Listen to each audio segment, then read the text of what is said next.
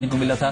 ज्यादातर banking counter sir निशान में कामकाज कर रहे, लेकिन रिटर्न्स इतने स्ट्रांग नहीं मिले आज। Bank Nifty range bound session है आज, 17,538 का लेवल, 4 अंकों के आसपास की गिरावट, फ्लैट बायस के साथ कामकाज हो रहा है। मेरे साथ आशीष अंदानी जी जुड़े हैं, सीईओ एडफिन सॉल्यूशन से। आशीष जी, बहुत शुक्रिया अपना समय जी बिजनेस को देने के लिए। सर, सबसे पहले तो निफ्टी पे जो मैं एक रेंज बाउंड सेशन के बारे में बात कर रहा हूं, अगले 2 दिन के पर्सपेक्टिव से कैसे रणनीति एडवाइस किया आपने क्लाइंट्स को, क्योंकि फिर एक्सपायरी कहीं ना कहीं फोकस में होगी। एक्सपायरी किस लेवल पर कटती देखते हैं? देखिए, एक्सपायरी के चलते मुझे लगता है यहाँ पे ट्रेडर्स निफ्टी में एक बाय कर सकते हैं 7975 का एसएल लेके और 8050 का टारगेट लेके ट्रेड कर सकते हैं। बेसिकली आप देखें, मार्केट के रेंज में होने का रीजन है कि market is waiting for the credit policy from the governor. So every eyes is currently on the governors announcement.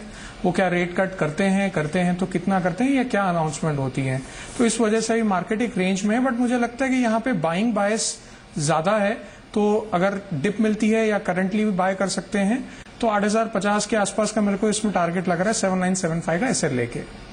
Right, वो भी बहुत नैरो रेंज है। इनफैक्ट 8050 का टारगेट, 7975 का एक स्टॉप लॉस। आपसे मैं काउंटर स्पेसिफिक अप्रोच जानूंगा, लेकिन उससे पहले जय ठक्कर जी से बात कर लेता हूं मैं। शेर खान से फोन लाइन पे मौजूद है अब। जय जी, शुक्रिया सर। आपका ट्रेडिंग स्ट्रैटेजी जानने से पहले, स्टॉक स्पेसिफिक व्यू जानने से पहले, निफ्टी पे आपने क्या एडवाइस किया? फिलहाल क्या लगता है कि 8050 8100 एक्सपायरी से पहले क्या आ सकते हैं ये स्तर, या फिर ऊपरी स्तरों पे फिर से दबाव भी बनेगा मार्केट्स पे? हाय रजत, गुड आफ्टरनून।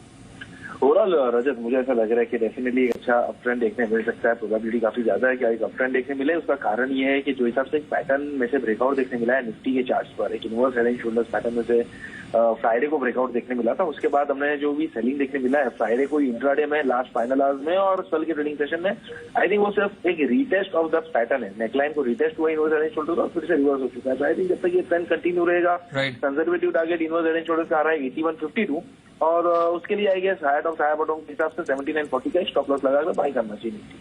ओके, तो काउंटर स्पेसिफिक अप्रोच बताएं। अगर बाजार में इतना मूव मिला पॉजिटिव साइड पे, 8150 जो आप एक्सपेक्ट कर रहे हैं, इसमें कौन से स्टॉक फ्यूचर पे ज्यादा एक्यूमुलेशन देखने को मिलेगी? बैंकिंग में तो डेफिनेटली हमें देखने मिलेगी रजत। बैंकिंग स्टॉक्स में अच्छी बढ़त देखने मिलेगी हमें, खास करके प्राइवेट बैंक और पीएसयू में stocks like bank of Baroda, PNB और एसबीआई में, प्राइवेट में एक्सिस बैंक और येस बैंक में मुझे एक अच्छी बढ़त देखने मिल सकती है, मुझे ऐसा लग रहा है। बट दूसरा एक पैटर्न वाइज अगर हम देखा जाए तो टाटा कम्युनिकेशंस में एक अच्छा ट्रायंगल पैटर्न में से रजत जो डेली और आवरेज चार्ट पे दिख रहा है, एक अच्छा ब्रेकआउट देखने मिला आज के ट्रेडिंग सेशन में। तो टाटा कॉम मुझे ऐसा लग रहा है एक्सपायरी तक 426 के लेवल्स दिखा सकता है। इस तरफ 391 का एक बहुत ही अच्छा सपोर्ट है, तो that is the stop loss, इसमें बाय करना चाहिए। चलिए, टाटा कम्युनिकेशन पसंद है, 426 का लक्ष्य हासिल कर सकते हैं, 399 का स्टॉप लॉस और बैंकिंग काउंटर पे फोकस रखने की सलाह है, शेर खान ये मानता है। शुक्रिया सर मेरे साथ मौजूद रहने के लिए। मेरे साथ अब बात करने के लिए Himanshu Sharma, manager equity derivatives trust line के मौजूद हैं। हिमांशु जी, आप बताएं निफ्टी पे क्या कॉल है? क्या लगता है प्रॉफिट बुकिंग अभी रहेगी बाजार पे, या फिर हम हेड कर रहे हैं 8050 8100 को स्ट्राइक करने के लिए? रजत जी नमस्कार। रजत जी, करंट लेवल पे देखें तो चार्ट में एक थोड़ा अपर साइड में 805045 के रेंज में एक रेजिस्टेंस फेस कर सकता है बाजार, और नीचे 7920 और 10 का बाजार एक बार टेस्ट कर सकता है। तो मैं करंट लेवल पे जी के दर्शकों को सेल की सलाह दूंगा। 7930 का टारगेट रहेगा, 8035 का स्ट्रिक्ट स्टॉप लॉस लगा के काम करें। सर, उतनी चिंता की बात तो नहीं है जितनी हमने सीरीज की शुरुआत में देखी थी, या फिर जो पिछली सीरीज में देखने को मिली। क्या अगर यहाँ पे टूटे भी तो 7900 7850 के आसपास एब्जॉर्ब होते हुए नजर आएंगे? हाँ बिल्कुल जी, 7870 और 90 का एक बाजार अच्छा खासा सपोर्ट लेवल ले सकता है। वैसे नीचे इतना ज्यादा करेक्शन बाजार में देखा नहीं जाएगा। 7870 90 एक अच्छा खासा सपोर्ट लेवल का काम करेगा। ओके, तो एक स्टॉक फ्यूचर बताएं। स्टॉक फ्यूचर में करंट लेवल पे भारतीय एयरटेल में जो पैटर्न बना हुआ है वो थोड़ा सा नेगेटिव बना हुआ है। करंट लेवल पे सेल करके चलें, 332 का टारगेट रहेगा, 349.5 का स्टॉप लॉस लगा के काम करें। राइट, ठीक है। भारतीय एयरटेल 332 के लक्ष्य के लिए आप समझते हैं कि यहाँ पर दबाव रह सकता है। काफी मिक्स व्यूज जो है टेलीकॉम पे निकल के आ रहे हैं, लेकिन इसी बीच कैबिनेट की ब्रीफिंग शुरू होने वाली है। आइए सीधे ले चलते हैं आपको वहां पे। We have with us the Honorable Minister for Communications and Information Technology, Shri Ravi Shankar Prasad ji. Welcome to you, sir. And the Honorable Minister will brief you on today's cabinet decisions. On the dais, we also have Secretary Deity, Mr. J.S. Deepak, and Principal Advisor Consumer Affairs, Ms. Malya ji. So now over to the Honorable Minister. मित्रों नमस्कार। मित्रों आज जो कुछ महत्वपूर्ण फैसले cabinet के हुए हैं उसकी जानकारी आपको मैं देना चाहता हूं। एक तो हमने Indian sign language research and training centre establish करने का फैसला किया है to bring in cohesion coordination. Bharat में जितने मूक बधिर हैं उनको साइंटिफिकली रिसर्च करके अच्छे ट्रेनर्स दिए जाएं, इम्प्रूवमेंट हो, इसके लिए एक नेशनल इंस्टीट्यूट की आवश्यकता बहुत दिन से महसूस की जा रही थी। तो कैबिनेट ने उसको आज इन प्रिंसिपल एग्रीमेंट कर दिया है। बाकी ह्यूमन रिसोर्स डेवलपमेंट मिनिस्ट्री और federal ministry of education research of Germany के साथ एमओयू में माइनर अमेंडमेंट्स हुए हैं for greater coordination and promote Indo German partnership in higher education. ये जो 230 एजेंडा फॉर सस्टेनेबल डेवलपमेंट है वर्ल्ड के लिए यूएन के द्वारा जो पायनियर्ड है, इसमें जो भारत का स्टैंड है, जो दुनिया में कई चर्चाएं हुई हैं, उसके बारे में कैबिनेट को बताया गया। और टूरिज्म के क्षेत्र में कंबोडिया के साथ एक एमओयू को भी कैबिनेट ने अप्रूवल दिया है।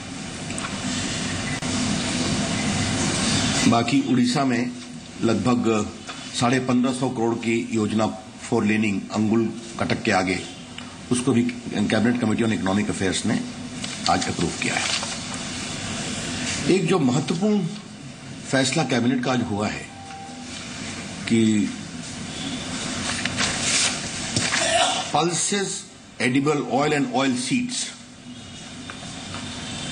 इन दोनों को अभी 30 सितंबर 2015 तक कंट्रोल ऑर्डर के अंतर्गत रखा गया था। It has been extended till 30th of September 2016 for 1 year more।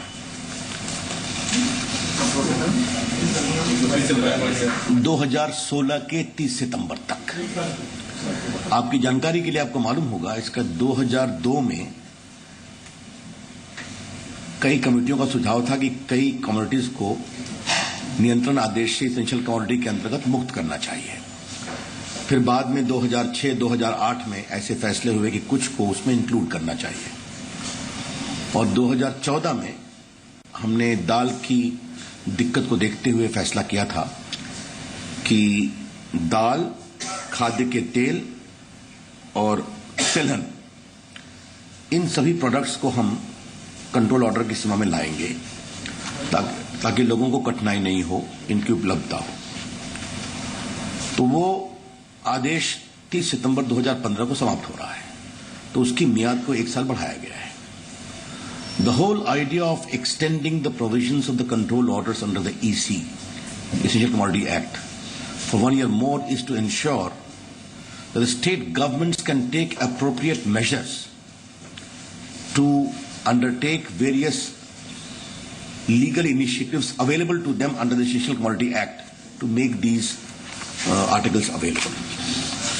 आज हमने एक और फैसला किया है, और वो फैसला ये किया है कि आपको मालूम है कि warehousing development regulatory authority है,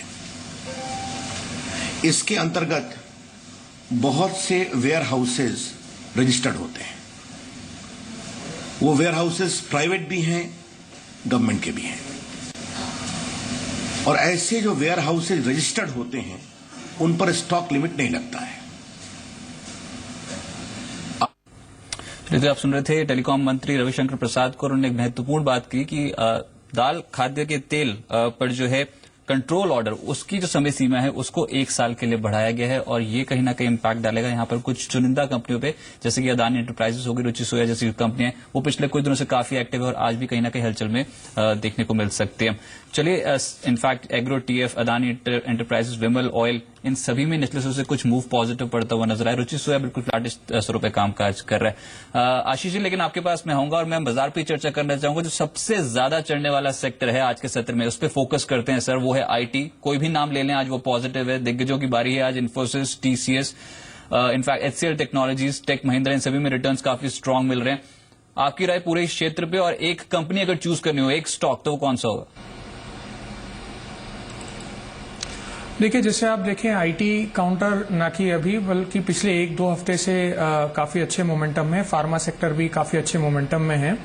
मैं इन्फोसिस को वोट देना चाहूंगा। इन्फोसिस आप अगर पैटर्न देखें उसका बहुत अच्छा ब्रेकआउट पैटर्न कल के सत्र में इसको मिला है और आज उस ब्रेकआउट को कंटिन्यू किया है इस पर्टिकुलर स्टॉक में। राइट। 1133 का लेवल है। मुझे लगता है कि अगर ट्रेडर्स 1100 का एसएल लेकर के चलते हैं तो 1200 या 1180, 1190 के लेवल्स आराम से इनको दिख सकते हैं। और मुझे लगता है आने वाले समय में आईटी काउंटर्स ज्यादा फोकस में रहेंगे, क्योंकि आप देखें कि यूएस की इकोनॉमी या बाकी जो इमर्जिंग मार्केट्स हैं या जो मार्केट लीडर्स हैं वर्ल्ड के, उनकी इकोनॉमी अगर ग्रो करती है तो इंडिया के आउटसोर्सिंग, जो कि सबसे बड़ा शेयर है आउटसोर्सिंग का, वो है आईटी आउटसोर्सिंग। उसको बहुत अच्छा एडवांटेज मिलता है। वही प्ले यहाँ पे हो रहा है। साथ में आप ये देखें कि ये काउंटर्स पिछले 1-2 साल से आउट ऑफ फ्लेवर थे, तो अब इन्वेस्टर्स को या फंड मैनेजर्स को इन स्टॉक्स में थोड़ा सा वैल्यू दिख रहा है और इसमें बाइंग हो रही है। तो इन्फोसिस एक बहुत अच्छा काउंटर मुझे दिखता है कि यहां से ट्रेडर्स इन्फोसिस पे प्ले कर सकते हैं इस आईटी सेक्टर में। राइट, आपके पास लौटूंगा, आपकी ट्रेडिंग आइडियाज भी जानूंगा, लेकिन उससे पहले मैं ये बताना चाहूंगा कि जानकारों के मुताबिक बाजार में एफआई निवेश जारी रहेगा। इमर्जिंग देशों में सबसे ज्यादा निवेश भारत में होगा। दिसंबर तक 10,000 तक यहां पर पहुंच सकता है, ऐसा कहना है एंड्रयू हॉलैंड जी का एम्बिट कैपिटल से। उनका कहना है कि ऐसे में निवेशकों को बाजार में पैसा लगाते रहना चाहिए। लेकिन क्योंकि कैबिनेट की ब्रीफिंग चल रही है, इंपॉर्टेंट अनाउंसमेंट्स हैं, सीधा आपको दोबारा वहीं ले चलते हैं। As far as promotion of social media is concerned, the right of articulation and freedom we fully respect. At the same time, we need to acknowledge that the cyberspace transaction is rising enormously. For individual, for businesses, for government, for company to company. And there was an expert committee which, after going into the entire gamut of this enormous growth of cyber businesses, had recommended the need for a proper encryption policy. Yesterday, it was brought to my notice that a draft has been put in public domain seeking comments.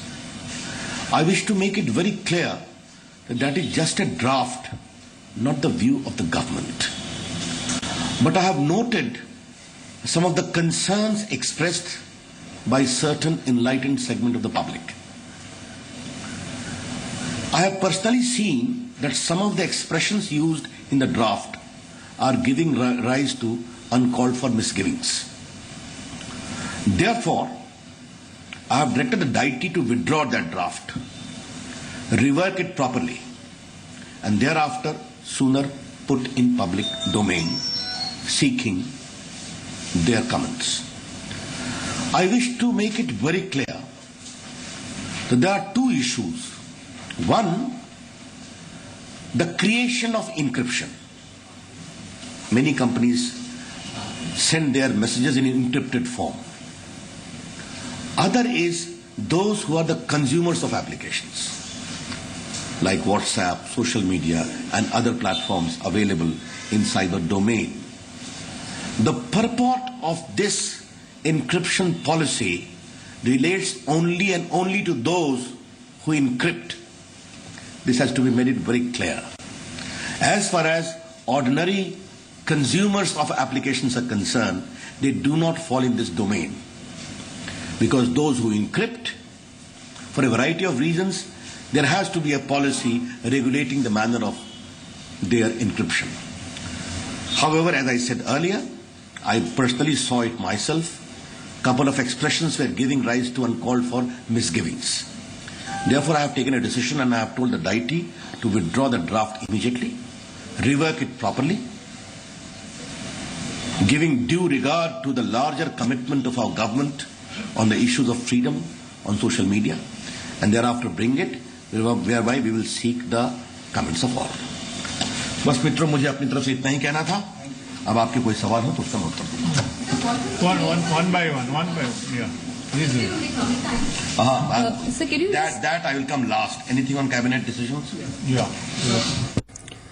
चलिए, तो बड़ी खबर यह है कि encryption policy जो है, social media internet encryption policy, उसका जो ड्राफ्ट है उसको वापस लिया है सरकार ने। और इनफैक्ट बहुत बड़ा ये जो मामला था बनता चला जा रहा था, विवाद हो गया था। साथ ही साथ आपको ये बताना चाहेंगे, जो एन्क्रिप्शन पॉलिसी है उसके तहत जो सवाल उठ रहा था वो कहीं ना कहीं एक्सेसिबिलिटी को लेकर उठ रहा था कि एन्क्रिप्शन किस चीज का होने जा रहा है, पर्सनल ईमेल्स का, मैसेजेस का, डेटा स्टोर जो होता है यहाँ पर, पर्सनल इंफॉर्मेशन जहां पर होती है उसका। तो कहीं ना कहीं इसका एक्सेस जो सरकार के पास हो जाता, उस पे और क्लैरिटी मांगी जा रही थी कि ये स्टेप कैसे उठाएगी सरकार गोइंग फॉरवर्ड। तो ये ड्राफ्ट अभी साफ तौर पे, अभी थोड़ी देर पहले आपने यहाँ पर टेलीकॉम मिनिस्टर को सुना कि इस पे और क्लैरिटी के साथ अगर ये स्टेप उठाया जाए तो ज्यादा बेहतर है। इसके चलते इस ड्राफ्ट को, social media internet encryption policy के ड्राफ्ट को वापस ले लिया गया।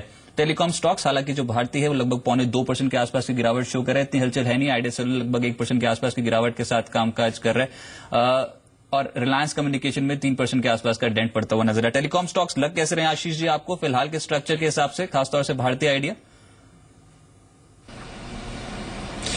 टेलीकॉम स्टॉक्स काफी वीक लग रहे हैं। आपने तीनों जो स्टॉक बोले, तीनों के अगर आप चार्ट्स देखें तो वो अपने लोवेस्ट पॉइंट के आसपास चल रहे हैं। मुझे लगता है यहाँ पे थोड़ी कमजोरी और रहेगी। साथ में मेरा एक और पिक भी है इसी पर्टिकुलर सेक्टर में, जो कि आइडिया के ऊपर है। मैं एक सेल देना चाहूंगा आइडिया के ऊपर, 146 के आसपास का वो स्टॉप लॉस रख के, और 138 के आसपास का टारगेट मुझे लगता है कि इसमें देखें। और ऑलमोस्ट सारे टेलीकॉम सेक्टर, टेलीकॉम काउंटर्स में हम देखें तो एक गिरावट का ही दौर चल रहा है पिछले काफी समय से। तो मुझे नहीं लग रहा है कोई पॉजिटिव ट्रिगर भी है आगे जिसकी वजह से ये बढ़ेंगे। तो इसमें कमजोरी, जब तक कोई पॉजिटिव ट्रिगर नहीं आता है, कमजोरी कायम रहेगी। चलिए, निफ्टी अब लाल निशान में फिसलता हुआ लगभग 2 अंकों की गिरावट शो हो रही है 7975 के लेवल। बहुत शुक्रिया सर आपका मेरे साथ जुड़ने के लिए और बाजार पे बात करने के लिए, आउटलुक बताने के लिए। दिन के निचले स्तर पे कामकाज कर रहे हैं। छोटे से ब्रेक ले रुक रहे हैं। ब्रेक के बाद कॉमोडिटी मार्केट अपडेट लेंगे मृत्युंजय के साथ। आप देखते रहिए ज़ीरो न्यूज़।